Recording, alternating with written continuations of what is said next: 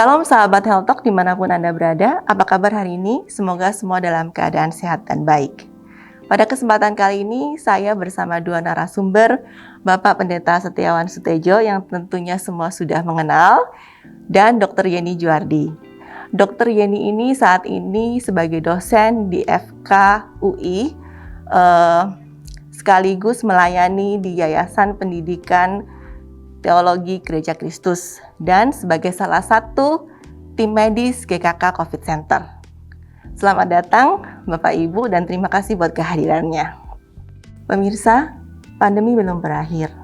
Bahkan jumlah orang yang terpapar COVID-19 semakin meningkat. Bahkan di Indonesia sudah mencapai 1,1 juta orang yang terpapar COVID. Sebagai gereja, apa respons kita? Seperti yang kita ketahui, 2 minggu terakhir, dari warta online, kita mendengar bahwa GKK membentuk GKK COVID Center. Pada bincang-bincang kali ini, kita akan membahas apa itu GKK COVID Center, latar belakang, dan detailnya. Untuk segmen yang pertama, Pak Setiawan akan memberikan renungan singkat mengenai latar belakang dibentuknya GKK COVID Center. Silahkan Pak Setiawan. Shalom saudara, dalam segmen pertama ini saya diminta untuk menjawab atau memberi renungan dengan Alkitabiah, yaitu mengapa kita buka GKK COVID Center. Mari kita membuka 1 Korintus 12 ayat 20. Ada satu kalimat yang mengatakan memang banyak anggota tetapi satu tubuh. Dalam dasar ini saya akan memberikan 2 poin, yaitu pengertian tentang gereja. Saudara, kalau berbicara pengertian tentang gereja, ada 3 istilah yang kita harus ketahui. Karena kata gereja itu berasal dari kata Portugis igreja. Nah, itu juga terjemahan dari bahasa Yunani yang bernama kuriake. Apa itu arti kuriake? Kuriake artinya yang menjadi milik Tuhan. Bukan milik manusia, bukan milik saya dan kamu, tetapi milik Tuhan. Di dalam perjanjian baru, persekutuan orang percaya itu juga dinamakan eklesia. Itu terdiri dari kata ek dan kaleo. Ek itu keluar, kaleo itu dipanggil. Jadi eklesia artinya dipanggil keluar. Saudara, dipanggil keluar dari mana? Dari kegelapan kepada terang yang ajaib. Bahkan di 1 Petrus 2 ayat 9-10 berkata demikian, kamu yang dahulu bukan umat Allah, tetapi yang sekarang telah menjadi umatnya. Yang dahulu tidak dikasihi, tetapi sekarang telah beroleh belas kasihan. Puji Tuhan, saudara, kita adalah umat tebusan Kristus. Itu bagian yang pertama, pengertian tentang gereja. Bagian yang kedua, yaitu gambaran tentang gereja. Saudara, Alkitab banyak menggambarkan apa itu gereja, yaitu diantaranya kawanan domba Allah. Kita domba, dia gembala. Atau bait Allah, tubuhmu adalah bait Roh Kudus. Atau keluarga Allah, kita anak-anak Allah dan Allah adalah Bapa kita. Tapi satu lagi yang saya mau tekankan di sini adalah tubuh Kristus, di mana perikop yang tadi kita baca. Dalam perikop ini, Lembaga Alkitab Indonesia memberi judul yaitu banyak anggota tetapi satu tubuh. Menarik sekali membaca nats dan kalimat ini, saudara. Karena dalam nats ini saya teliti ada 17 kali diulang-ulang kata tubuh, saudara. Bagian tubuh kita ketahui ada kaki, ada tangan, ada telinga, mata, kepala, dan lain sebagainya. Yang menarik itu bukan banyak, tetapi semuanya saling membutuhkan dan diikat, yaitu menjadi satu. Jadi tubuh adalah ciptaan Allah yang sangat luar biasa, sangat kompleks sekali, tetapi harmonis, saudara. Di ayat 18 dikatakan seperti demikian, Allah telah memberikan kepada anggota masing-masing secara khusus pada tempat pada tubuh seperti yang dikehendaki. Di dalam kepelbagaian menjadi satu kesatuan yang harmonis, seperti puzzle begitu, saudara. Satu sakit, semuanya nggak bisa pergi, saudara. Kalau saya mau pergi ke sini, saya sakit mah atau sakit sesuatu yang membuat saya tidak nyaman dan gelisah, saya tidak bisa hadir di sini. Nah, mungkin kepala saya saja di sini, kaki dan tangan saya ada di rumah, atau mah saya ada di rumah. Nah, ini satu kesatuan gereja itu digambarkan sebagai tubuh Kristus. Jadi, mengapa Tuhan memakai tubuh untuk menggambarkan gerejanya? Jawabannya adalah untuk menjalankan fungsinya, agar ada kesatuan dan ketaatan kepada otoritas Kristus yang adalah kepala gereja. Inilah harapan dan keinginan Tuhan bagi gerejanya.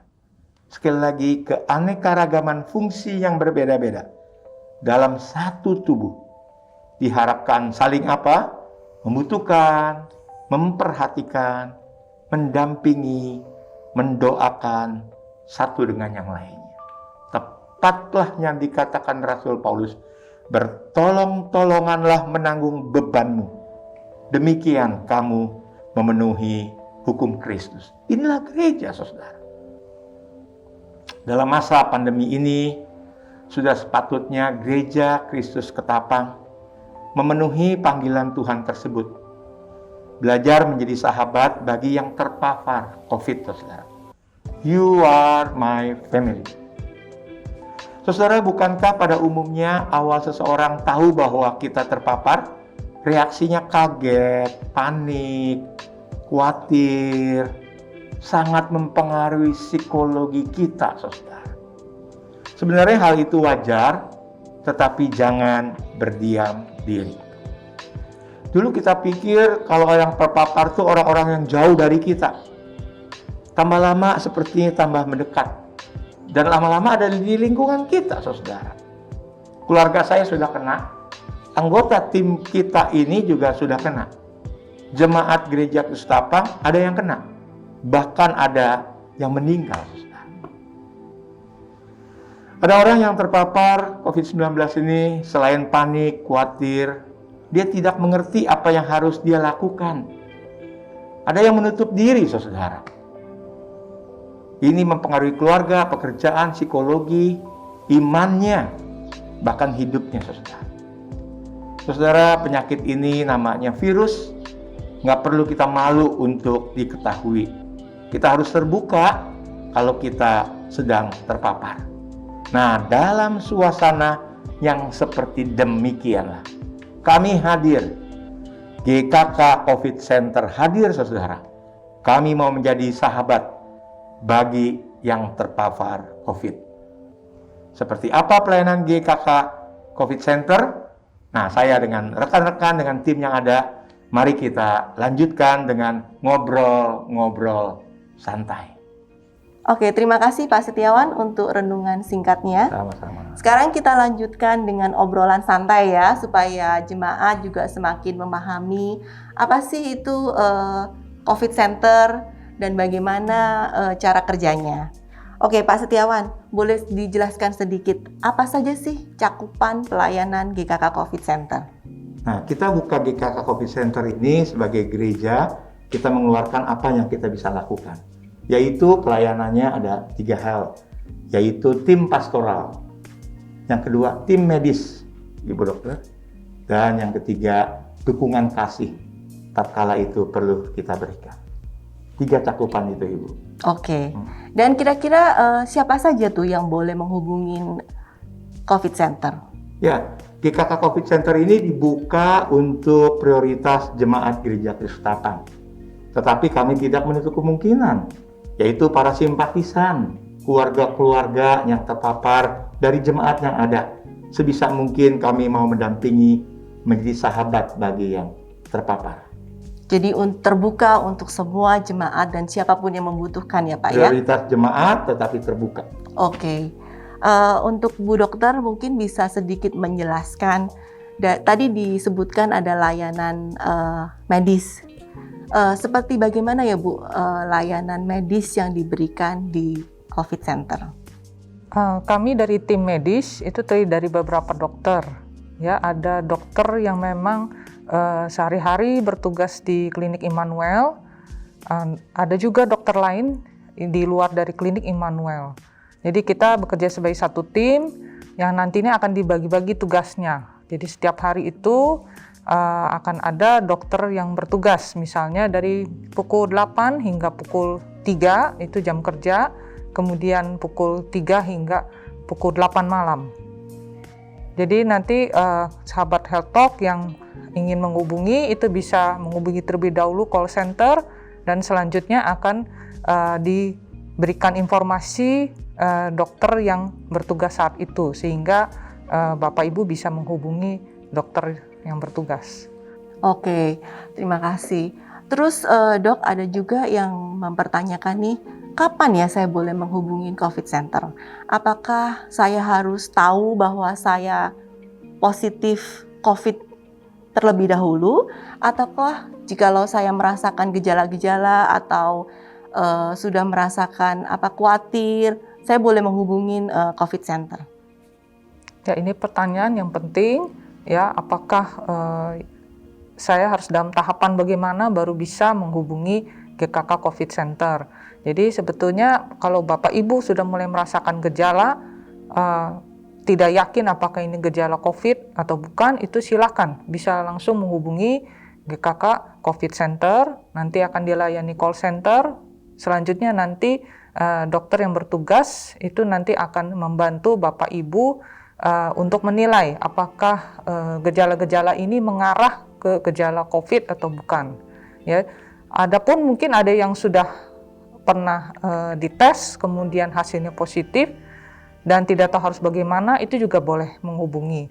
Ya, jadi dalam tahapan yang dari awal sampai yang sudah lebih lanjut, bahkan yang mungkin gejalanya lebih berat dan perlu ke rumah sakit tapi tidak tahu mungkin ada rumah sakit yang kosong atau bagaimana, itu silakan bisa menghubungi juga. Jadi dari tim medis juga akan membantu Bapak Ibu dalam hal informasi terkait seputar mulai dari diagnosis sampai ke pengobatan. Oke, jadi bahkan sifatnya, sampai ke monitoring sebetulnya. Oke, jadi sifatnya terbuka ya dokter ya. Betul. Kapanpun kita berasa kita ingin mendapatkan bantuan ataupun konsultasi ataupun pertanyaan apapun juga bisa menghubungi COVID Center ya. Tentunya di waktu yang sudah dijelaskan tadi. Apakah COVID Center ini juga bisa dihubungi di malam hari atau di saat weekend? Iya, tentunya bisa ya. Jadi kalau di luar jam yang sudah disebutkan itu Bapak Ibu tetap bisa menghubungi, tapi mungkin akan dilayani melalui WA. Jadi, tapi mohon maaf sekali lagi kalau memang mungkin karena petugas call center kan hanya satu ya. Jadi kalau misalnya Bapak Ibu tidak segera mendapat jawaban, itu tapi pasti WA saja ya. WA saja. Itu pasti akan dibaca. Esok pagi-pagi itu pasti akan dibalas. Iya. Ya. Pasti akan ada yang merespons. Akan direspon secepatnya ya. Ya. Oke dokter, selain fasilitas konsultasi yang diberikan, apakah COVID Center juga memberikan dukungan obat-obatan atau tes semacam itu? Atau ada kerjasama dengan klinik dan rumah sakit pada saat ini? Baik, mungkin pertama saya jawab dulu mengenai tes. Kalau untuk pemeriksaan saat ini memang kami tidak menyediakan, ya. Jadi tetap yang melaksanakan adalah laboratorium yang memang sudah tersertifikasi, ya. Dan dari kami bisa menyediakan informasi laboratorium mana yang melakukan pemeriksaan untuk COVID. Kemudian untuk obat-obatan itu tergantung kasus, ya. Jadi setelah penilaian awal, ya, penilaian klinis awal dengan tim dokter kami, nanti tentunya akan diberikan saran, misalnya salah satunya obat-obatan yang bisa dikonsumsi, itu nanti akan dinilai lagi apakah memang membutuhkan ataukah memang Bapak Ibu sudah punya obatnya. Itu tergantung kebutuhan, jadi tergantung kasus ya, apakah kasusnya juga ringan atau sedang ya, dan apakah memang cukup vitamin ataukah harus ditambah obat-obatan lain gitu ya. Jadi memang obat-obatan yang ada itu yang mungkin bisa disediakan GKK COVID Center itu agak terbatas ya. Jadi memang jikalau Bapak Ibu tidak mendapatkan akses ke obat-obatan tersebut atau memang ada kendala, itu bisa dibantu untuk pengadaan obatnya. Ya. Jadi yang paling penting telepon dulu, dari Betul. hasil konsultasi itu nanti akan diberikan arahan selanjutnya ya dok ya. Iya, betul. Oke, kembali ke Pak Setiawan, barangkali ada jemaat yang bertanya-tanya, jika saya menghubungi COVID Center, apakah data-data saya ini nanti ada privacy gitu, ada rasa aman, apakah dijamin rasa aman tersebut? Ya, kebetulan yang bertugas di COVID Center ini, kalau tim pastoral adalah hamba Tuhan Oke. yang mempunyai etika konseling. Oke. Dan juga kita tahu kalau tim medis ini adalah seorang dokter. Jadi memang sudah tahu antara etika konseling seperti itu. Yang kedua, setiap tahapan kita bertanya kepada pasien, apakah ini mau diajukan kepada tim pastoral apa tidak? Bolehkah kita bawa pokok doa di gereja? Semuanya kita tanya. Itu pasti menimbulkan rasa aman, dan kita sama pasien, jemaat, konseli nggak berani bertindak tanpa bertanya dulu kepada pasien. Jadi ada tahapannya, setiap tahapan kita bertanya. Itulah etika konseling dan juga pasien dengan dokternya. Jadi jangan khawatir ya. Oke. Aman lah. Aman. Ya, oke. Terus Pak Setiawan, mungkin jemaat sebagai ada juga jemaat yang ingin berkontribusi. Oh, Apakah bisa jika ada jemaat yang ingin berpartisipasi dan mengambil bagian dalam pelayanan ini? baik. Tadi dalam renungan firman Tuhan sudah jelas sekali. Gereja itu saling membantu dan saling mendampingi, menolong satu dengan yang lain. Jadi bukan hanya pasien atau jemaat yang terpapar yang bisa hubungin kami, tetapi kalau ada yang kenal tentang dengan pabrik obat yang sangat menolong sekali, atau juga ada dorongan kasih untuk mengatasnamakan gereja untuk memberikan dukungan kasih, apakah itu bentuk buah-buahan, obat, finansial, dan sebagainya. Itulah gereja ada, tubuh Kristus. Jadi kita juga menerima ya. Kamu Ya. menanggung bebanmu, kamu melakukan hukum Kristus. Welcome, terima kasih kalau ada yang memberikan kontribusi Ya.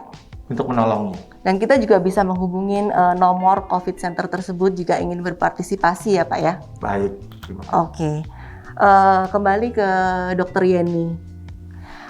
Dr. Yeni, kira-kira ada tips atau nasihat apa yang bisa dilakukan buat orang-orang yang isolasi mandiri?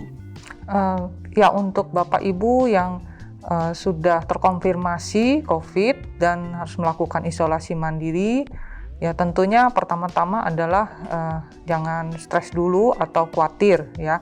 Jadi itu dari pikiran tentunya akan mempengaruhi ke fisik ya, sehingga kalau kita khawatir sampai tidak bisa tidur dan seterusnya, itu tentu akan memperburuk kondisi yang ada. Jadi yang pertama adalah tenangkan diri dan tentunya mengingat apa yang sudah disampaikan Bapak Pendeta Setiawan, juga kita juga bisa berharap pada Tuhan ya untuk menolong kita, dan juga kita bisa menghubungi GKK COVID Center ya untuk tindakan selanjutnya apa yang harus dilakukan. Misalnya karena tujuan isolasi mandiri adalah pertama untuk mencegah penularan terhadap orang lain ya, terutama anggota keluarga yang satu rumah. Itu tentunya akan dibimbing untuk tindakan apa saja yang bisa dilakukan untuk mencapai pencegahan tersebut. Kemudian yang kedua adalah bagaimana meningkatkan daya tahan tubuh, misalnya dengan mengkonsumsi vitamin atau multivitamin.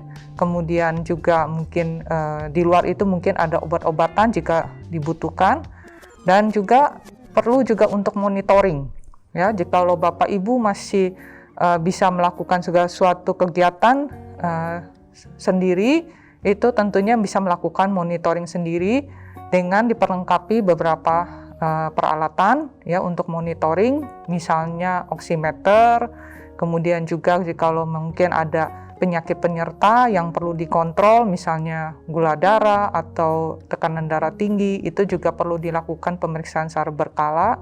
Dan jika ada demam, tentunya perlu diperiksakan secara teratur ya dengan termometer. Nah, data-data seperti ini nantinya bisa dilaporkan kepada tim dokter kami, sehingga Bapak Ibu bisa ikut dipantau ya perkembangannya dari hari ke hari sampai Bapak Ibu sehat kembali dan selanjutnya bisa selesai dari isolasi mandiri tersebut ya. Jadi tidak usah khawatir, kita akan di sini GKK COVID Center akan siap untuk membantu Bapak Ibu sekalian. Ya, jadi nggak usah khawatir ya.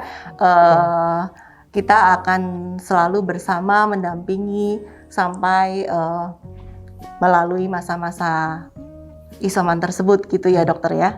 Oke Pak Setiawan, boleh tolong dijelaskan kapan jemaat boleh menghubungin COVID Center? Ya, jemaat walaupun ada tim pastoral, tim medis maupun dukungan kasih, tetapi kami melayani dengan satu pintu, jam 8 pagi sampai jam 8 malam. Lebih daripada itu silakan WA, nanti kami melayani per WA saja. Oke. Itu, terima kasih. Oke. Jadi di WA saja nanti pasti ada tim yang menghubungi ya Iya. Pak ya. Oke. Saya pikir bahasan kita pada hari ini sudah cukup jelas. Kami berharap pemirsa sudah memiliki pemahaman yang jelas tentang apa GKK COVID Center. Sebelum kita menutup acara ini, mungkin Pak Setiawan bisa memberikan closing statement sekali lagi. Saudara, setiap orang bisa kena dan terpapar, siapapun, tidak lihat usia, agama, ras, dan sebagainya. Karena itu, bagi yang terpapar jangan ragu, hubungin GKK COVID Center. Kami senang melayani jemaat Gereja Kristus Ketapang. Sebagai orang percaya, kita yakin mati hidup di dalam tangan Tuhan. Bagian kita adalah menjaga iman, hubungan spiritual terus sama Tuhan. Menjaga imun, nanti penjelasan dari dokter, dan juga supaya kita aman. Amin. Oke, dari Dokter Yeni, mungkin bisa diberikan tips buat pemirsa untuk bagaimana supaya kita terhindar dari virus COVID ini. Pandemi memang belum berakhir. Kita sebagai orang percaya tetap mengikuti apa yang sudah ditetapkan dalam protokol kesehatan, yaitu 5M. Menggunakan masker, mencuci tangan, menjaga jarak, menghindari kerumunan, dan mengurangi mobilitas. Selain itu tentunya kita tetap berpikir positif dan optimis bahwa Tuhan beserta dengan kita. Amin. Iya, oke. Terima kasih Dokter Yeni, terima kasih Pak Setiawan buat waktu yang sudah diberikan. Pemirsa, demikian bincang-bincang kita hari ini. Semoga kita sekarang sudah semakin jelas tentang apa GKK COVID Center. Dan kami sangat menyambut dengan sukacita buat pemirsa dan jemaat yang mau berpartisipasi dalam pelayanan ini. Sampai ketemu di segmen bulan depan.